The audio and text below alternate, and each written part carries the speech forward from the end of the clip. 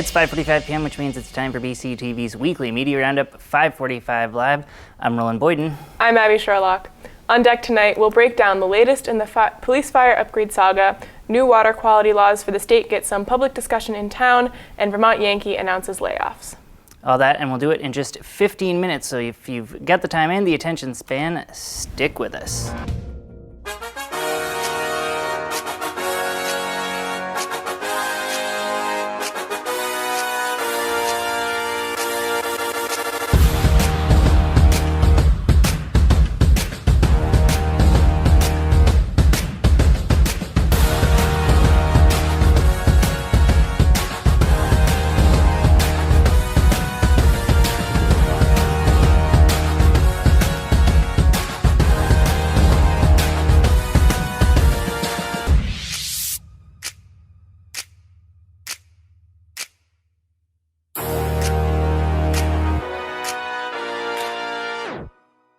Welcome back to this January 15th, 2015 edition of 5:45 Live, and with that, we'll launch right into the headlines. Brattleboro Select Board members are looking for public opinion on police and fire facility projects before the next town meeting.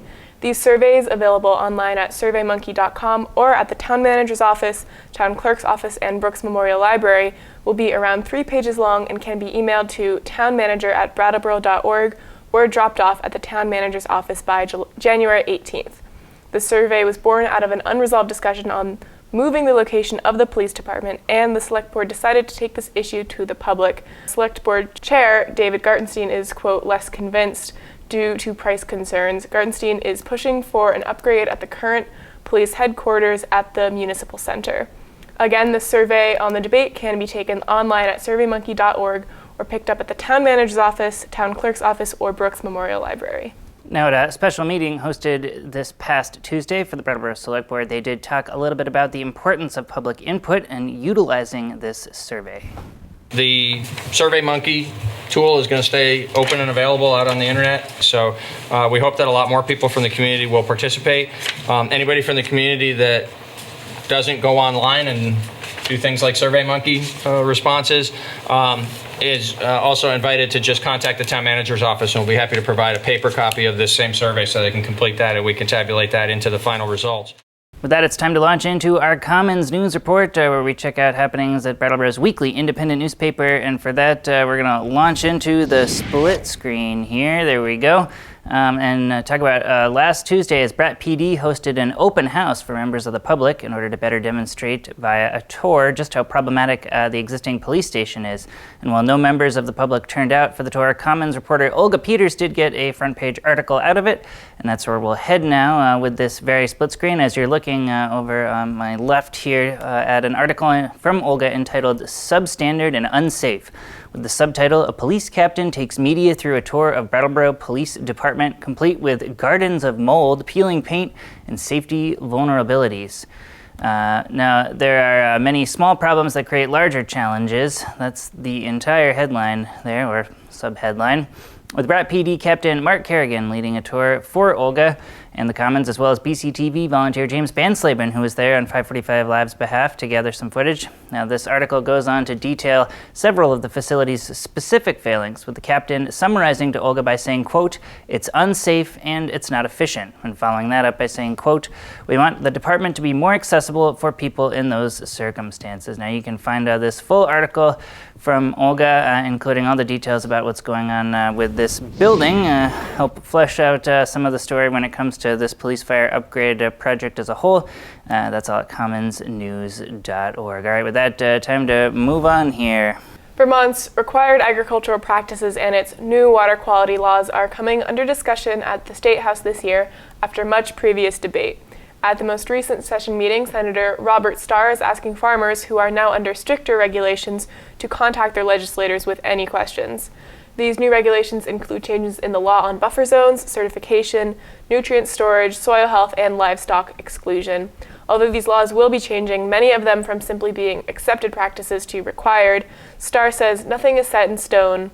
Along with water quality rules in agriculture, the FDA is also in development with some new regulations. Also mentioned at the session meetings were taxes, energy conservation, fees, education, farm development, and regulations to prevent further drops in the declining bee population. This all served as the backdrop for a public forum hosted at the Marlborough Graduate Center on the subject, one of two this Monday, both of which were recorded by BCTV as the Wyndham Regional Commission joined forces with the Connecticut River chapter of the group Trout Unlimited to host this public meeting to break down the creation of the Vermont Clean Water Act here in the Green Mountain State. I often like to tell people, if you look at a map of the Wyndham region or any place in the country, frankly, and squint a little bit to make it out of focus, if you're looking at it, the rivers, the roads, and the settlement pattern sort of all form the same pattern, and the connection between those is very real and very strong.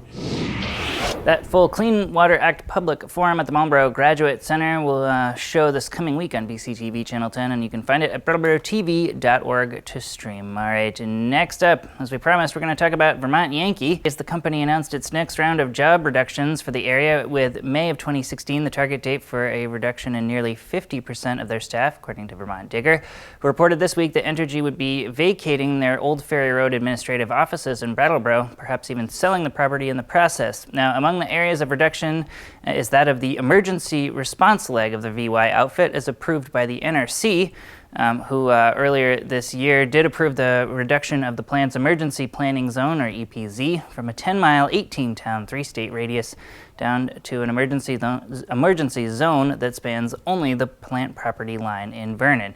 That's a move opposed by the state of Vermont, but has been so often the case, backed by the federal agency, the NRC. Speaking of Vermont Yankee, the Vermont Yankee Decommissioning Citizens Advisory Panel is looking for long-term support from the state regarding the nuclear plant's shutdown. The panel has been on a limited budget and is asking the state for both financial and administrative aid. Panel Chair Kate O'Connor is attempting to gain sustainable aid, but still wants to keep the panel independent. This panel began in 2014 after the announcement of the shutdown of the plant and receives both reports and public opinion on the plant's closing. However, the panel is so busy that it meets more than the required 4 times a year. This panel runs mainly on donations, but does also receive some support from the Department of Public Service. It is currently focused on the topic of adding a second spent fuel pad and keeping the panel going for as long as possible. You can find all the NDCAP meetings that have happened so far, dating back to 2014 when the panel was commissioned. It has a series landing page, Vermont NDCAP, all at brattleboro.tv.org. You can check out all of those meetings, get up to date with what the NDCAP panel is doing.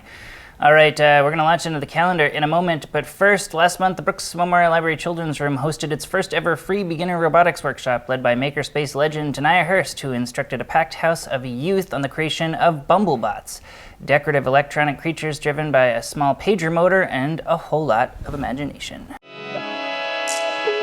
Hello everyone, my name is Tanaya, I am from California, and we're gonna do an awesome project today called Bumblebots, which is a little kit I made where we get some instant gratification and then endless time that we can play with this thing and adapt it and change it and try to make it do cool things. We are ready for step 1. Remove the little sticky off of your pager motor.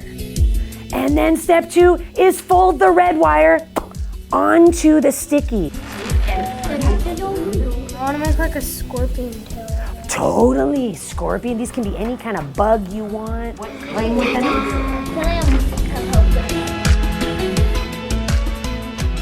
All right, with that, it's time to launch into our BCTV video calendar, which is all sponsored by the Brattleboro Savings and Loan, whose generous contributions to BCTV each year help fund our weekly look at upcoming events. And we'll start by talking about an event on mass incarceration in Vermont, hosted by the Root Social Justice Program and Vermonters for Criminal Justice Reform. This forum will cover a multitude of topics surrounding local incarceration. Oh, goodness. This forum will cover a multitude of topics surrounding local incarceration, ranging from stories of incarcerated Vermonters and the effort that is being made to change the prison system. This event is taking place on Sunday, January 17th from 2 to 4:30 p.m. at 28 William Street in Brattleboro, and it is free. Visit therootsjc.org for more details. All right, next up on the calendar, time to talk about the Wyndham Orchestra. The orchestra will be having a concert from 3 to 5 p.m. this coming Sunday, January 17th, themed All Around Stars. The show will feature Berlioz Symphony and Pagliacci, and the orchestra is teaming up with the New England Circus Arts for a complete artistic experience. Tickets and more information can be found at bmcvt.org. And for more, we now get to take you on a little spotlight flashback video clip here, back to the last outing for the orchestra on BCTV's cable airwaves, courtesy of volunteer Maria Dominguez, who recorded this concert footage.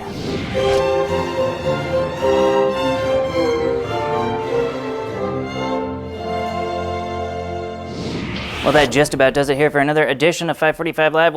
Before we let you go, though, we'll quickly check in with the weather. This is all courtesy of the high school's morning news advisory broadcast crew, BUHS TV. What's this weekend's weather look like, guys? You better get your jackets out for this weather broadcast here. Thursday, it's going to be a high of oh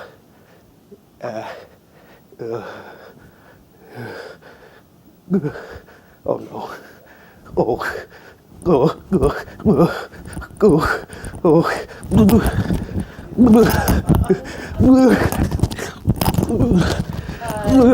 Yeah, okay. Yeah, back to that. Yeah. That does it for another edition of 545 Live. Thanks for joining us. We'll see you next week right here on BCTV Comcast Cable Channel 8 at 5:45 p.m. Eastern Time. In the meantime, thanks for watching.